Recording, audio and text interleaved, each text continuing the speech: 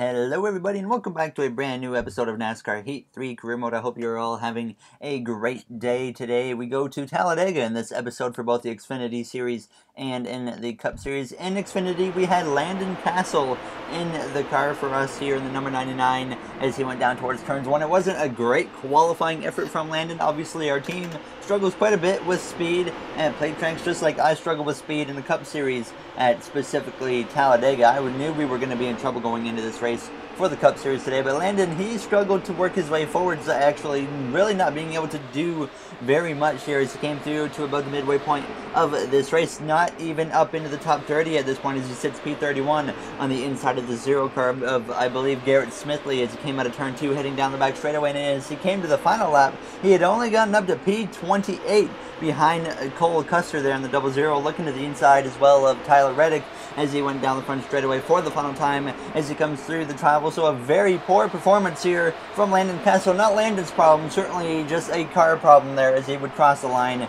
to get P28 here in Talladega. So hopefully we can go to Talladega in the Cup Series and run much better than what our car did here in the Xfinity Series with Landon Castle. He will definitely be back in the car another couple times this season. Hopefully he will run a little bit stronger though. But yeah, now it's time to set our sights on the Cup Series in Talladega. I usually have to put a full setup in the car because it is so slow compared to the AI. But even with a full setup, we still struggle with speed at this racetrack. So I was not expecting much as we came through the travel coming through to cross the line. It wasn't going to be a good lap at all as it's a 49.751. And we will start Talladega from P33, so hopefully we can find a way to work our way up towards the front with Ricky Stenhouse Jr. on the pole. Today, we make our first stop at Talladega Super Speedway for today's running of the Geico 500. Talladega is 2.66 miles long, making it the longest track in the Monster Energy NASCAR Cup Series. Its relatively wide layout also allows drivers to run in rows of 3, 4, and sometimes even 5 lanes. Such close-quarter racing is thrilling for us, but leaves them little time to react to any incident, raising the possibility of the big one. Who will stay out of trouble and make their way to victory lane today? Let's head down to the track and find out.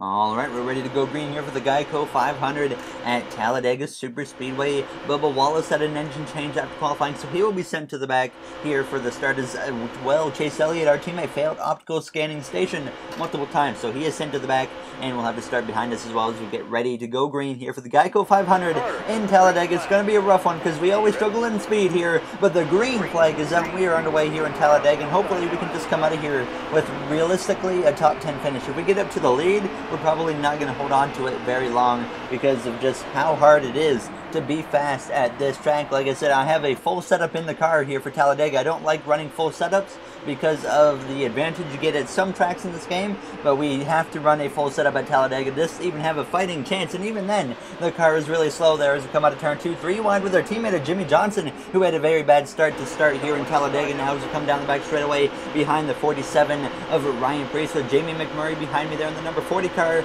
Made the playoffs last season with a win, I believe, in Michigan, so maybe he can do that again this season as we come through turn 3 and turn 4. The 8 car of Daniel Hemrick up on the top there on my outside, working his way forward as we just settle in right now behind the 47 of Ryan Preece as Jimmy Johnson looks to our outside as we head down towards the tri-oval to come through to complete this first lap here in Talladega. Now as we have the edge on the 48 of Johnson as this is one of his final trips to Talladega. Obviously he's got one more in our NASCAR career mode to go before he is done racing in the Cup Series, at least for our career mode now. As we come through turns 1 and turns 2, we will eventually get to the inside of Ryan Preece as we came to the end, or towards the end of lap 2. We had looked to his inside, taking the 27th position as we close in on the back of Landon Castle there.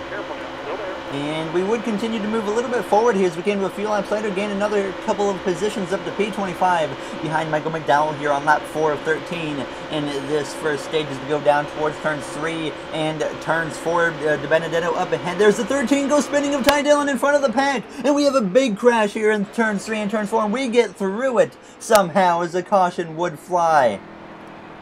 And I'll show my onboard replay of this. I was incredibly close to being a part of this big crash here. As you see, Ty Dillon spinning up the track. Look at that. How close that truly was. It was like the seas just parted right in front of me, and I went right through the middle. So we got a very lucky break. That could have been a DNF right there on lap 4 here in Talladega. So certainly a big incident very early on here in this first stage in Talladega as the green flag would return. We'd be sitting now P20. Just at this point, I was just feeling very fortunate to be in this race still. Obviously, Daytona, the last time we were at a plate track, we got caught up in 2 big ones. The second one, obviously, was the one that took me out of the race. There's Kyle Larson. He has an absolutely atrocious restart, and he is going backwards very quickly as we come through turns 1 and turns 2, closing in on the back of the DeWalt Toyota of Eric Jones there as we head down the back straightaway, pushing him forwards as we would get to the inside of the 4 of Kevin Harvick, and we would continue to just march our way past the 4 of Harvick and continue forwards behind Jones as we went through turns 3 and turns 4, and we would continue up to P16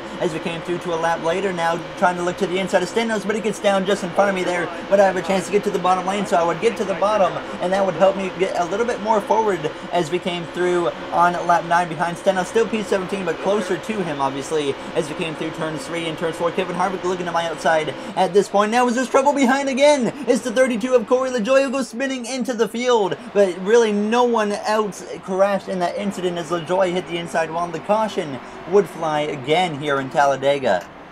And this would set us up for just a 2-lap dash at the end of the first stage. Certainly a dramatic first stage here in Talladega as we cross the line. Now 2 laps remain. Kurt Busch leading at the moment here in stage 1 as we start behind Ricky Stenhouse Jr. going down through turns 1 and turns 2. And hopefully we are not going to have to deal with avoiding too many more wrecks throughout this race now as we come through on the back bumper of Ricky Stenhouse Jr. on the inside of the 20 of Eric Jones as we exit turn 2, heading down the back straightaway.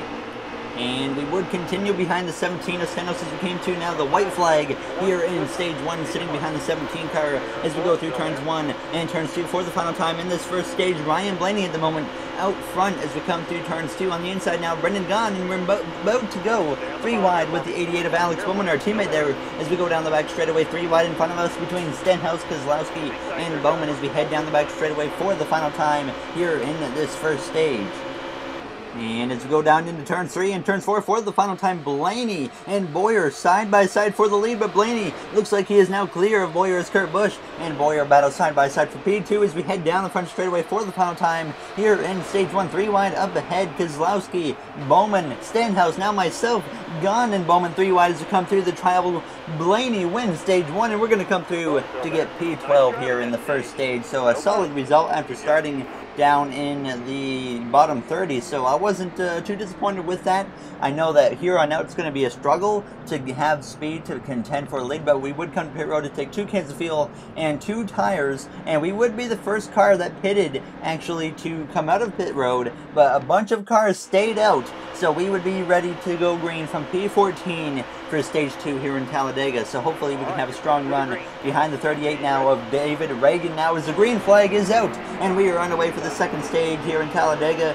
Deegan and Reagan on the front row here in front of me, or not the front row, but on the row in front of me there as we push Reagan across the line now as we head down towards turns 1 and turns 2. Only a 10-lap stage here for the second stage, so not a whole lot of time to get something done now as we come through turns 1 and 2. The outside lane obviously at a massive disadvantage at every track, and especially Talladega there as Blaney, he's going to go through to take over the position from me, and Joey Logano's also passing me in the process as we head down the back straightaway. Menard coming through, we have Truex coming through. We basically have no speed there as we go down the back straightaway, but thankfully we are still in lane here behind David Reagan, so we're not going to have to worry about falling too far behind, but hopefully we won't have to kind of worry about getting separated from anyone here in this second stage, because we know that's going to be a problem with the speed in this car.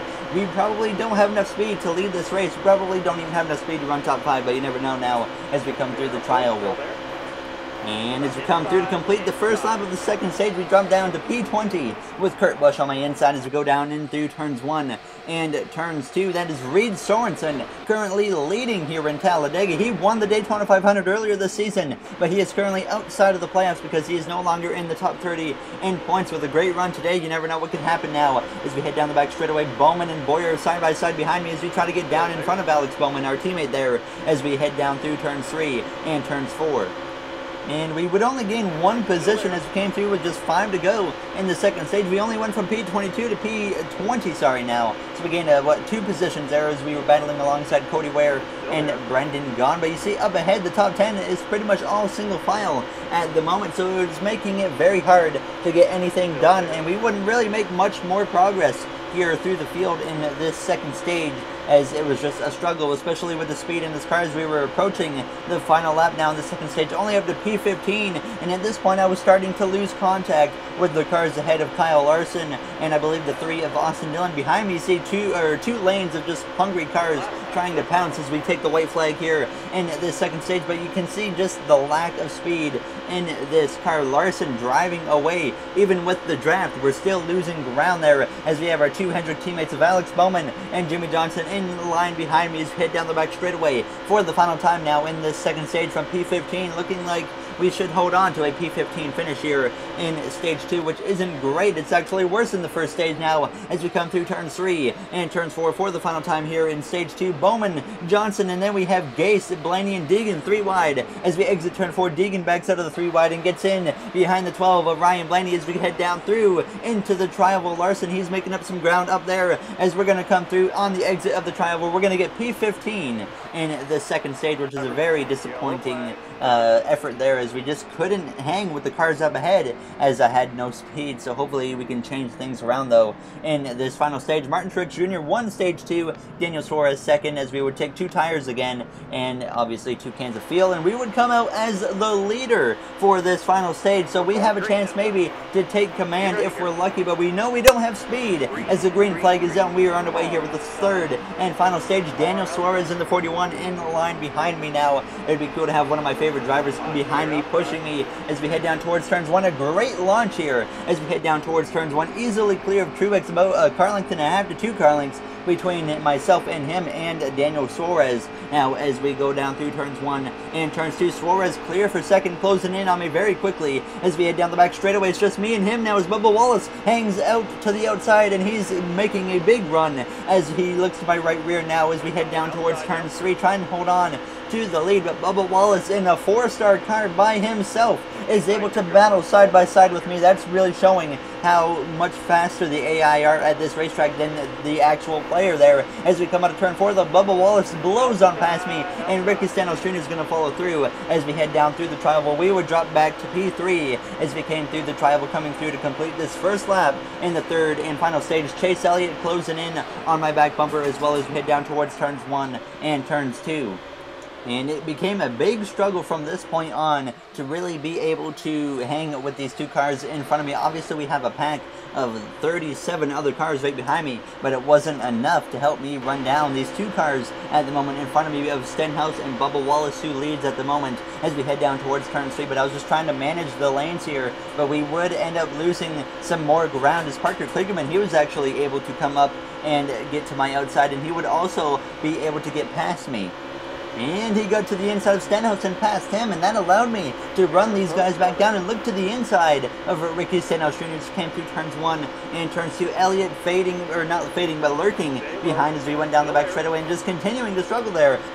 As we had no speed, Truex, he would come through to pass me, and Stenhouse would be able to get back clear of me as we would actually look back to the inside of Truex as we came through turns 3 and turns 4. Kligerman at the moment leading, Stenhouse second as we battle alongside Truex for P3 as me and him had a big run-in Richmond early on last episode as he punted me from behind as we head down through the trioval. Truex and myself make contact through the trioval, and we get sideways there onto the apron we go, but we come back up on the track hanging on to the car, but we would lose a good bunch of ground there as McMurray, he would be able to get past as we went down into turns 1 and turns 2. Another run-in with Martin Truex Jr., our former rival, and we would lose contact with that group of cars up ahead simply due to the lack of speed in my car. And so I made a tough choice. I decided to move up to the top and let some guys get past me if we want to even have a chance. But you see, these 2 of Cody Ware and Reed Sorensen, they would get in front of me, and they're 3-star cars, and they would drive away from me and run down the guys up ahead as Chase Elliott was sitting behind me. Now there's trouble up ahead. It's Reed Sorensen, the Daytona 500 champion from earlier in the season, up in the wall. The green flag stays up, but he blows the tire as we come through the trioval, taking over P6 now as we come through the trioval. and I made the decision again to let Chase Elliott and a few other cars pass me due to the lack of speed as I was leading that group there, and I knew we were going to go nowhere, so I faded in behind Elliott. Hamlin had gotten past, and so did the three of Austin Dillon. So we were sitting in P9 as we were approaching just 2 laps to go in this race, but man, we just struggled so much in this race on speed that we couldn't do anything once we were up here towards the front, and it certainly impacted the ending here as we had to fall in behind Chase Elliott. Like I said, I had to let him go just so we could have a fighting chance to run down the cars up ahead, and as we were now with a lap and a half to go, we were running down the front runners here at the moment as Cody Ware is currently leading this race as we come through turn 3 and turn 4. We are very well in store for once again a surprise winner as we come through an underdog as we head through the trial. The white flag is waiting for Cody Ware as Kurt Busch is behind me, single file, exactly what Cody Ware wants to see as he crosses the line. The white flag is out here in Talladega now as we go down into turns 1 and turns 2. Stenhouse moving up to the top lane